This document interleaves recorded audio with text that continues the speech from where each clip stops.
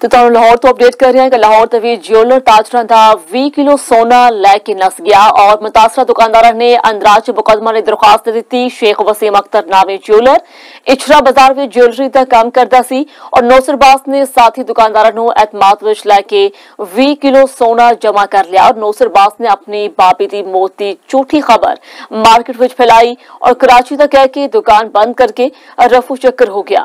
ताजरां दे 20 kilo सोने की मालियत 90 करोड़ तो 1 अरब के कोले।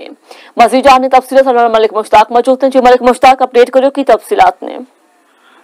बिल्कुल शीदा, लाहौर की तारीख की सब तो वड्डी चोरी सामने आई है कि 20 किलो सोना लाहौर के इचरा बाजार लतीफ ज्यूलर मार्केट के अंदर इचरा बाजार के विचों चोरी हो गया।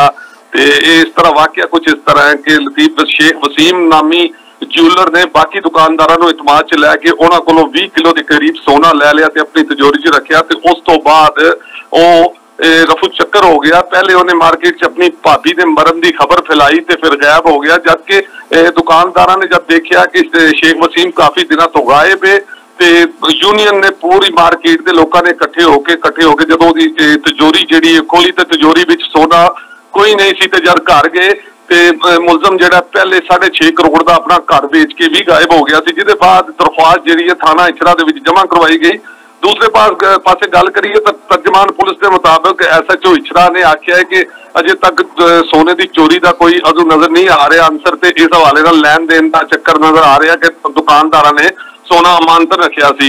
DIG ऑपरेशन वालों SP मॉडल टाउन नूं जिहड़ी हदायत जारी की गई ने कि मुकम्मल तौर पर इंक्वायरी की जाए और मुलजम का पता लिया जाए कि तकरीबन सोने की जिहड़ी मालियत है 1 अरब रुपया बनती है। तो यह सोना लैके शेख वसीम कित्थे नस गया। अगर जे परचा बनता तो परचा दे के मुलजम को गिरफ्तार किया जाए।